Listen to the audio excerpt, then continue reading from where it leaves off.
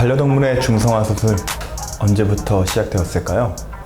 중성화 수술의 역사에 대한 공신력 있는 자료를 찾지는 못했지만 여러 자료를 통해 그 시작과 전개에 대한 실마리는 얻을 수 있었습니다. 중성화 수술의 대중화는 사실 유기동물과 관련이 있기 때문에 쏟아져 나오는 유기동물이 사회적 문제로 대두된 1930년대 미국으로 가보겠습니다. 1929년에 있었던 뉴욕 주식시장의 대폭락으로 인한 미국의 대공황으로 전 세계적으로 경제공황이 발생한 시기죠.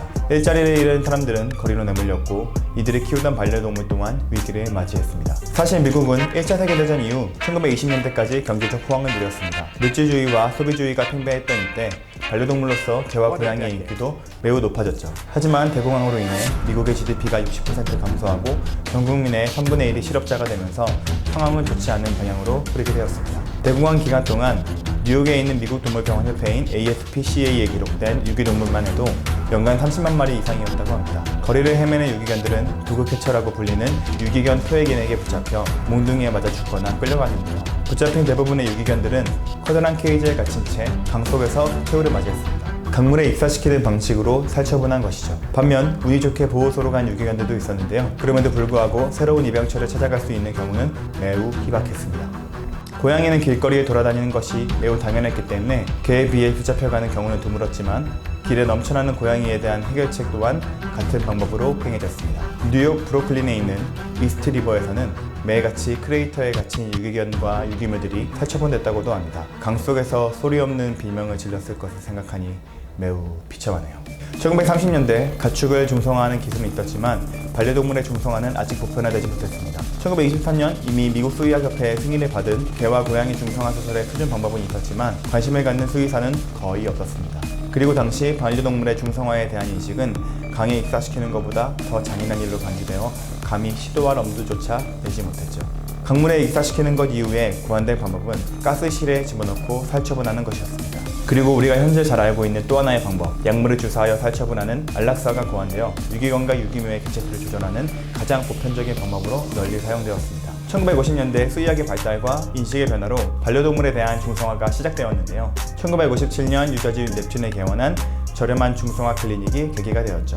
프렌즈 오브 애니멀즈라는 이름의 이 클리닉은 유기동물을 저렴한 비용으로 중성화시키는 일을 했습니다. 하지만 중성화 수술이 본격적으로 시작된 것은 1970년대부터입니다. 생각보다 역사가 길지 않죠. 1970년대 미국 유기동물의 연간 살처분 건수는 1,500만 마리, 많게는 1,900만 마리에 육박하게 됩니다. 이때 수의사인 로이드 타이트는 동물보호소에 입양시키기 전에 중성화할 것을 주장했는데요.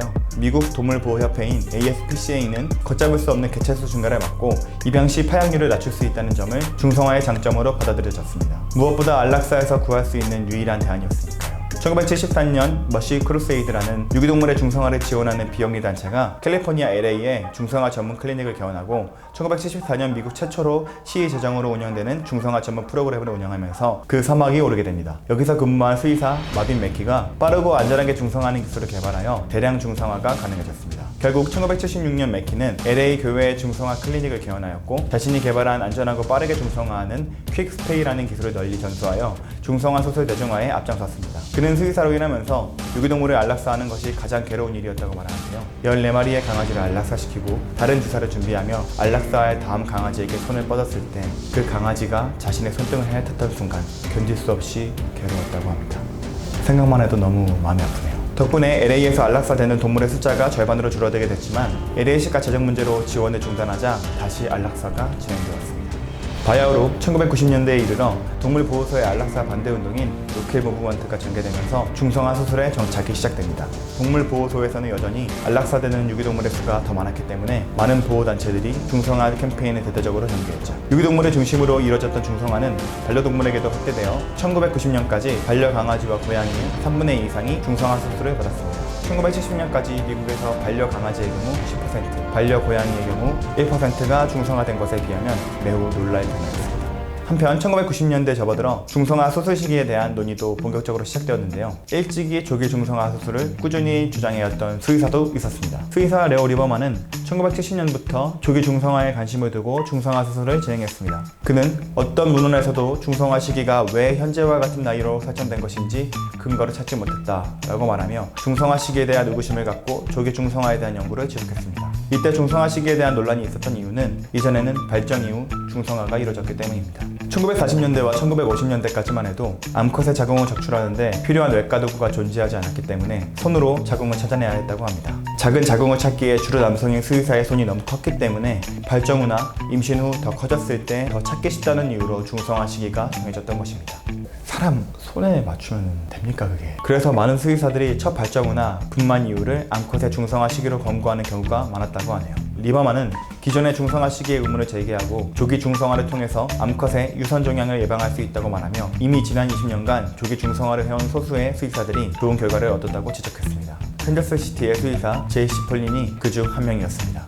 그는 1922년 스스로 봉합 없는 중성화를 명명한 현재 거의 보편적으로 권장되고 있는 최소 절개 중성화 기술을 고안했고 1925년 기본적인 조기 중성화 수술 방법도 개발한 수의사였습니다. 리버만의 주장은 여러 연구와 수십 년에 걸친 논의를 통해 점차 지지를 얻게 되었고 결국 1987년 미국 수의사협회 저널에 기고한 저널을 통해 조기 중성화에 찬성하는 쪽으로 수의학적 견해를 바꾸는 데 성공하고 1933년 미국 수의학협회의 승인을 받게 됩니다. 덕분에 고양이의 중성화 시기가 생후 5개월로 빨라졌죠. 결국 조기 중성화는 입양된 동물이 번식하지 못하도록 하는 표준 접근 방식이 되었습니다. 2016년 올랜도 회의를 통해 고양이의 중성화 시기와 개의 중성화 시기가 같을 수 없다는 논의가 진행되었고 2017년 7월에 미국 수의학회 이사회는 고양이의 중성화 수술 시기를 생후 5개월 이전으로 권고하게 되었습니다. 결국 조기 중성화는 입양된 동물이 번식하지 못하도록 하는 표준 접근 방식이 되었습니다. 그리고 현재의 중성화 수술은 전 세계적으로 미국 동물병원협회나 세계 소동물 수의사회와 같은 전문기관의 가이드라인이 국제적인 표준으로 받아들여지고 있고 각 국가별로 관련 법령이나 수의사협회 권고사항에 따라 조금씩 다른 노선을 걷고 있으며 개와 고양이의 중성화 수술 시기 또한 국가별로 차이를 보입니다. 국가별로 당면한 유기동물 문제는 물론 반려동물을 대하는 문화의 정서, 법적 적용 범위 또한 차이가 나기 때문에 반려동물의 중성화 수술을 결정하는 기준과 받아들이는 인식이 매우 다를 수밖에 없습니다.